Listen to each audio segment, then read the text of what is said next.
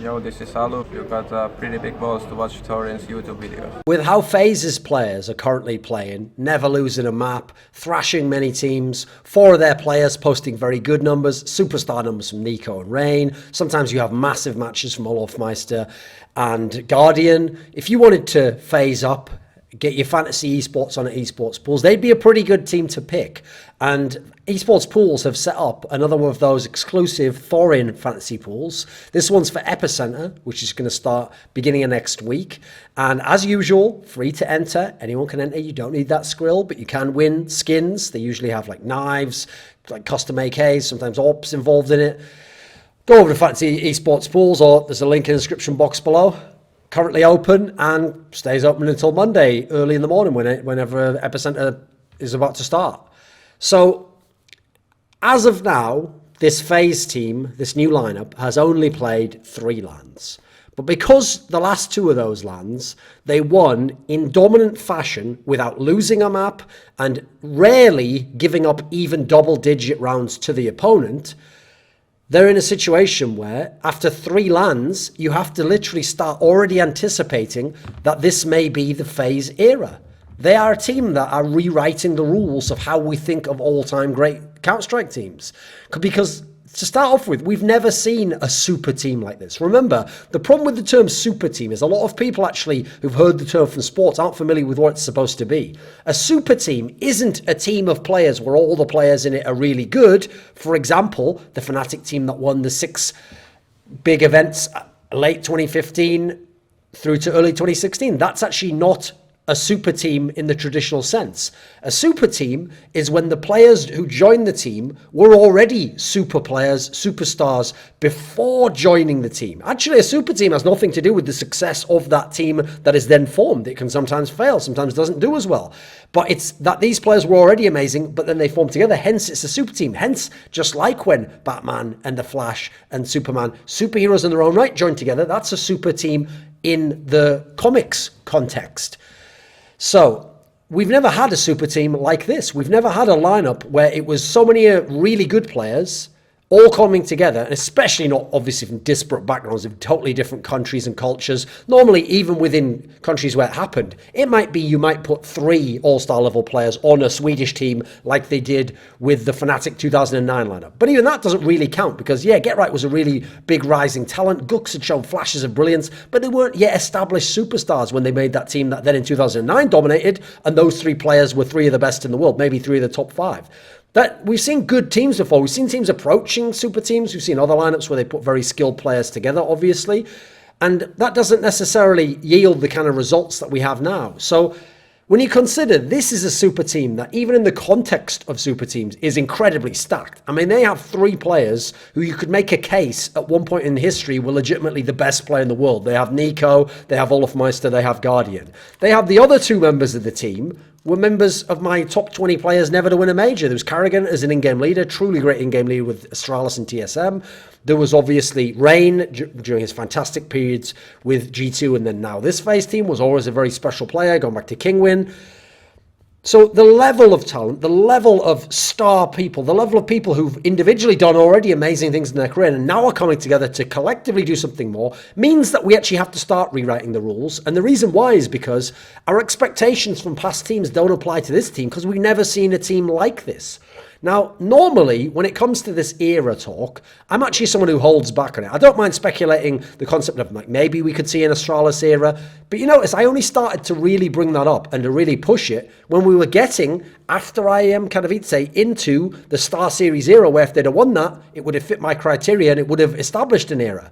Before that, it's so difficult to make eras and to be that dominant and to win that many tournaments and have that many top finishes and to always be the team that defines a certain era, that until someone's done the majority of it, like 70 to 80% like Astralis there, it's not worth having the discussion because at the next tournament, if they just have a bad tournament and a bad performance and they lose to a lesser team or their rival beats them for a second or a third time, and this is what happened to Astralis in the end, and then they don't ever come back and win a big title because it's hard to win big 250k tournaments. Not many big teams in history do it, and if they do, sometimes like the old FaZe lineup, they make a ton of finals, but they only win one of them. So it's very difficult to have a defining period, an era, to be a truly great, all-time great team like that.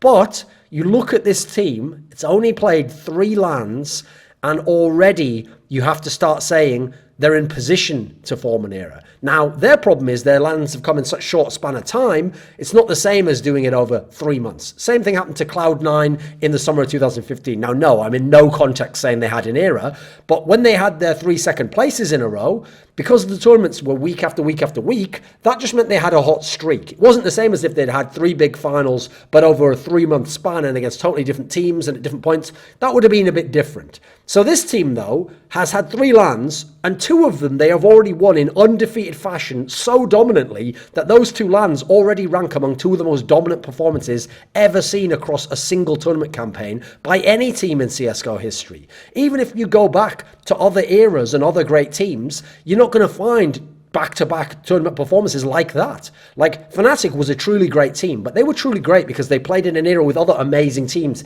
Envious, TSM, Virtus.pro, and they would find a way to beat these teams in the key moments and outperform these teams, and that's what made Fnatic great, that they won, that they outperformed, that in the end, no one could actually match up to their accomplishments. They never used to have tournaments where they just went undefeated all the time and where they just thrashed people 16-3 on every map. That didn't used to happen. Even you might think to yourself, oh, wait a minute, what about NIP? They went 87-0 during that initial period from like August 2012 to I think it was at the beginning of April in 2013. Okay. So over their first few tournaments, when they were winning them all and they weren't losing a single map at these tournaments, first of all, it was against significantly less developed and worse competition, both in a historical all-time context and relative to their era, than what FaZe is facing right now. Then you've got to add in that even when they were beating this relatively and somewhat objectively weaker competition and field, they didn't used to dominate like this. They would have maps where they went 16-4, 16-5. But you know what? Very Games was always right there with them. Very Games would have double-digit scores against them routinely. There was a series, an ESEA LAN, admittedly, like off the top of my head, I think this was actually after the Star Series of, yes, I believe it was right after the Star Series event when it was finally dethroned, where they won over Very Games 2-0, but 16-14 both times in very beatable games, and one where they had to do a big comeback. Then you think of some of their early tournaments, not only were Very Games coming close to beating them, they had maps like at DreamHack Winter 2012, so late November 2012, they had a game against Mouse Sports, the Rattlesnake UK team, which was a 16-14 where they were down something like 11-4 on Dust 2, and then they had to do a big comeback and just narrowly won the game. So they were tested, they were pushed, they were incredible that they dominated, but not comparable to what we've already seen from FaZe in these first 2 tournaments. Now, yes, nip over the whole era, yes, much better than what we've seen from FaZe, but these couple of tournaments, what I'm saying is FaZe have one of the best starts we've ever seen from a team in terms of not just winning, they've won 2 250k more tournaments already, but the dominant fashion they've done it in. So let's just start with the obvious place with FaZe, with a super team, and a super team that's functional. One of the reasons why we anticipate a FaZe era, and why it's actually fairly likely to happen, is because this team's just too fucking good skill-wise. This was always the question with this line. Will they be able to make these players fit and work? And they have shifted around the roles and made these players all play at a high level. So individually and skill-wise, they are absolutely bonkers. And because of that, because these players are so good, you're in a situation where they have like 3 strong players every single match. It doesn't matter what the map is. In fact, sometimes the players switch around on who's going to be the better players on the map. Like Train's better, Rain is better on Train. Meanwhile, you go over to someone like Olofmeister, he's better on Mirage, or he's better on Overpass. You switch around to someone like Guardian, Mirage and Overpass are going to be good for him. It depends on the map. And so they're so good individually. First of all, they almost take turns depending on what the maps are. Then, because of their insane individual skill, that's why they've been so absolutely dominant on pistol rounds. What was that stat? I think there's something nuts like they've won 22 out of 28 pistol rounds. Well, as a result, they're always getting good starts. They're always getting some rounds into a half. Then you consider that if you get them off guns onto like force buy situations, they have some of the best low econ force buys in the game. Think about that North game on Mirage, where they came out on T-side, out of Palace and up the ramp. They had 3 CZs and 2 AKs, and they just demolished North completely. Then you think about when they're in situations where they don't have any money at all, and they just have to buy a Deagle, buy a CZ. They have some of the nuttiest Deagle and CZ players you could possibly want in the game.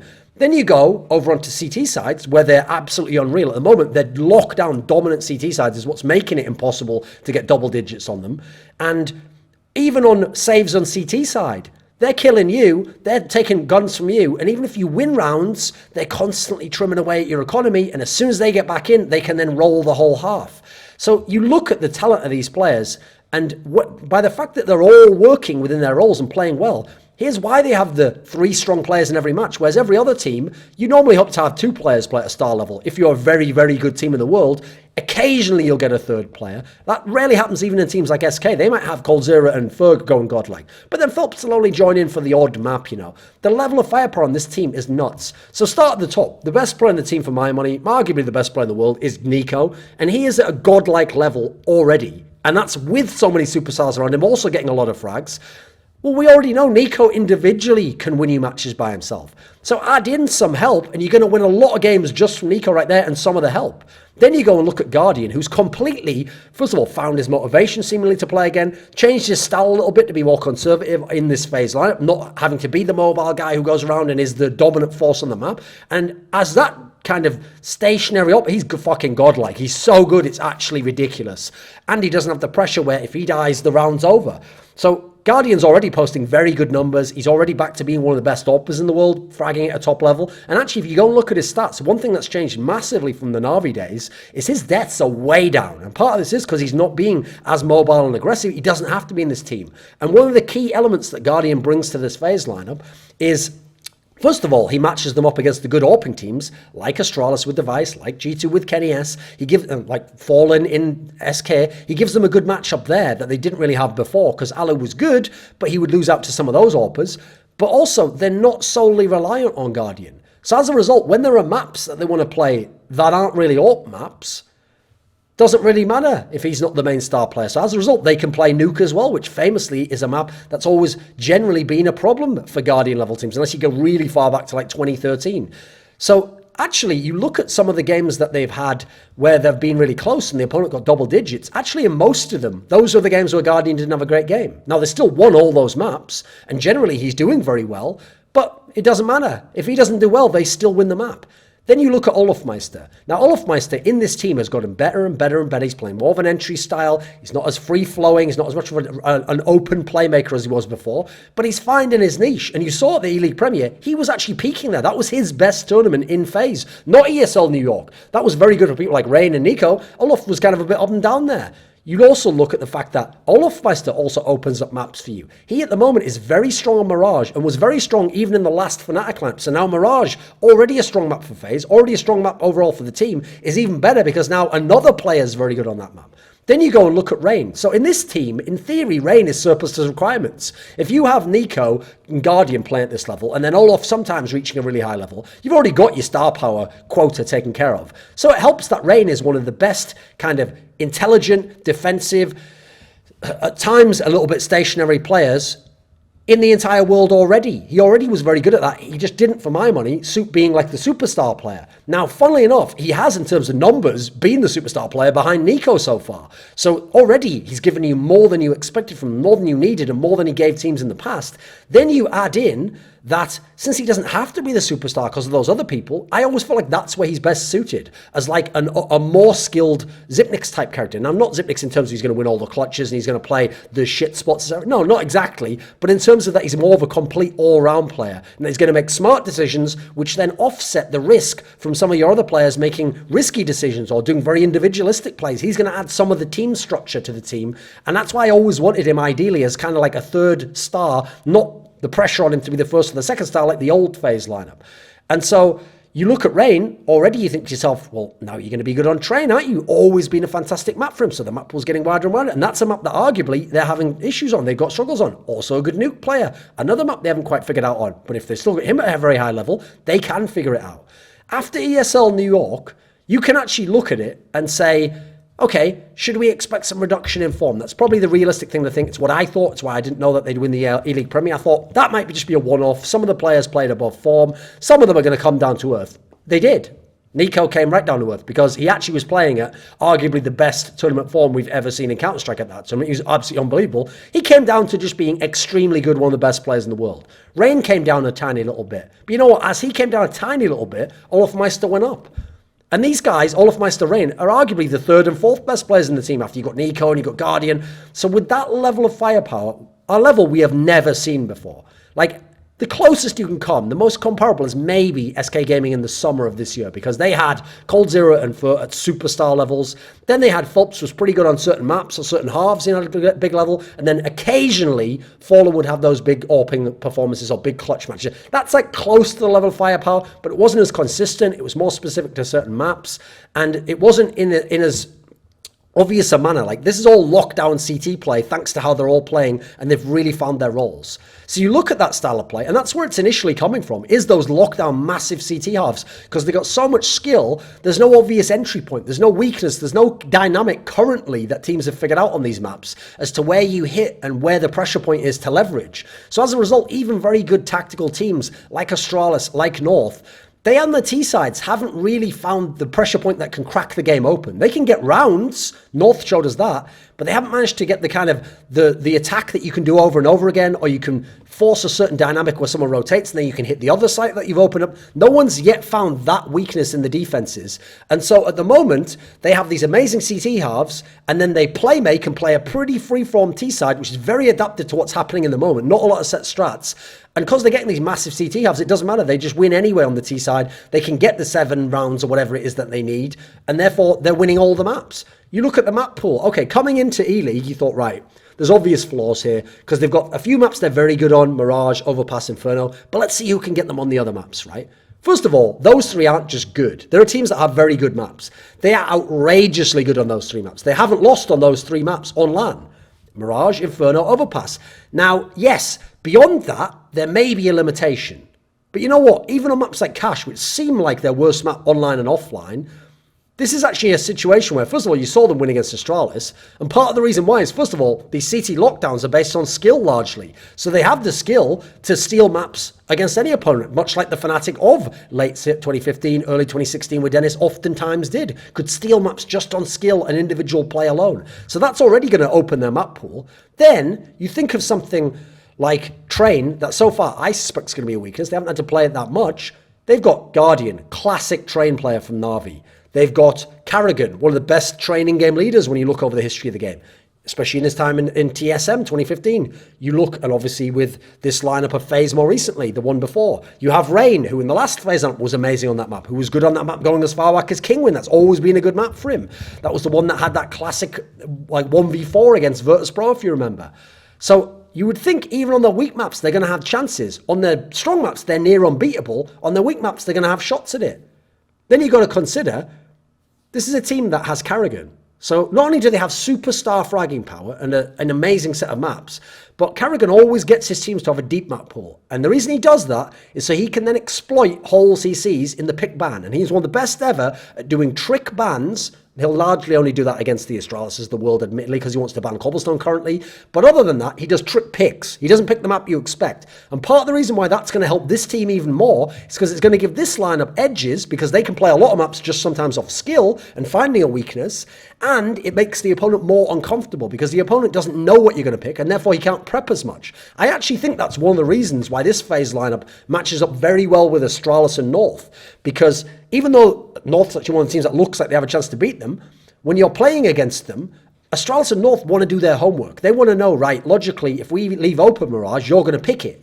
But in this setting, they can't actually necessarily know that. Karrigan can go to different maps that they don't necessarily want him to go to. And so it limits the edge that a tactical team would have against his largely skill-powered, free-form style of team. And that's going to be a big edge if he can keep applying it to keep teams off balance and not quite knowing what they're going to do going against them, because you can't anti-strat them as much. And also, in terms of strats, if you want to be on CT side, it's difficult to tell anyway. I would say on T side, you want to know their setups and their tendencies. Now, you look at the results, already you have to start talking about an era. They are 15-0 in maps over the last 2 LANs. They've won 2 big 250k or more LANs undefeated. That is outrageous shit. There are like basically no teams in history have done that, essentially. I mean, NiP obviously has won LANs undefeated, but those weren't LANs on this scale. And once LANs got really big, they would start occasionally losing maps in the latter era or having very close games. This is outrageous dominance. Then you got to consider there were only 5 maps out of, let me see how many it was. Oh, out of 15. So only 5 times out of 15, so a third of the time, did the opponent even get to double-digit rounds, and only 4 teams did that. North did it twice, Team Liquid did it once, Astralis did it once, and bizarrely, Envious did it once with a bizarre nuke pick, which obviously at the moment isn't a strong map for the guys from FaZe. Like I said, first through 3 lands, they've already won 2 250k ones. You have to realize there are some very good teams. Na'Vi only won 1 250k tournament ever. Was ESL 1 New York last year. These tournaments aren't easy to come by. It's one thing to have like the 5 out of 6 wins that SK had in the summer. Guess what? CS Summit, nowhere close to that sort of a LAN or scale. Then you have DreamHack Summer. Wasn't all the tier 1 teams there. You see what I mean? You start picking it apart and suddenly the 5 out of 6, that sounds good, but it's not the same as winning massive tournament LANs. Then you go and you look. This is actually reminiscent in terms of how great the start looks of how the Fnatic era began. Because I actually made a video after their first big win with the Fnatic lineup with Crimson Olofmeister, which was after they won the FACEIT Season 2 LAN Finals. Because at that tournament, they basically beat a bunch of the best teams in the world. The style they did it was consistent and replicable. They continued to do it for the next few months. Their star players were set and made a lot of sense. Yes, some of them were newer players at the time, like Crimson JW were very, very high, impactful players. But what they were doing was the style that they would play. It wasn't just one-off performances. You look at this team, okay, sure, ESL New York, you look at it and you say, yeah, but because of upsets, they beat C9 and they beat Team Liquid in the best of series. Okay, then they come in E-League Premier and beat a North team that's massively on the rise. I think will be a top 4, top 5 team in the world. They beat Astralis, top 2, top 3 team in the world who gets to the final. And they just beat these teams outright. That's something else. There are not many teams also primed to beat FaZe at the moment that you can look at and say logically how they could beat FaZe. So as a result, it's very likely FaZe can have dominance and be the best team of this era. Like, you look at some of them, sure, some of them have chances to, but no one's really favoured to beat FaZe at the moment. No one can really say they have a good matchup right now. Thus far, not just because of the results in the scoreline, North has looked the best because they were winning proper T-gun rounds against them, but then they couldn't withstand the force buys. Then they couldn't withstand the terrorist side of FaZe, believe it or not. The map pool wasn't good for them because they had to pick into 2 of the best maps for FaZe and thus give FaZe 2 of their best maps. And they got close, but they got close on 2 of FaZe's best maps that FaZe is probably better on. Therefore, they lost the series. Obviously, North likes to play Cobblestone. FaZe just bans that. So North's map pool isn't so good, even if they might have the terrorist style to do it. SK Gaming probably has the firepower. We know they have the experience of winning and some all-time great players. They have the in-game leader who could go head-to-head with Karrigan. In fact, he has. He's won every best of 3 he's ever played against Karrigan. I think 7 across their careers, and always gotten the better of him. So there's the psychological edge for SK. They've got Cold Zero to go head-to-head with a Fur. They've got to go head-to-head with Nico. They've got a Fur to go head-to-head with anyone you want. Rain, whoever it might be, over on that side. You know, SK has a chance. What's SK's reason why they haven't been able to do it so far? They can't get far enough in the tournament to face FaZe yet. So they'll have to get drawn against FaZe before they can beat them. Currently, not something you can take for granted. Astralis has the style. They have the terrorist style to unlock some of these weaknesses, to exploit it with utility and catch mispositions and poor rotations off from those lockdown CT sides. But what's the issue for Astralis currently? First of all, before you get into players, the map pool's been neutralized by FaZe. Because not only the skill has neutralized it, like Astralis is the best team in the world on Overpass, arguably. Got smashed on Overpass by FaZe. Very good team on Overpass FaZe, but their skill level made it a blowout.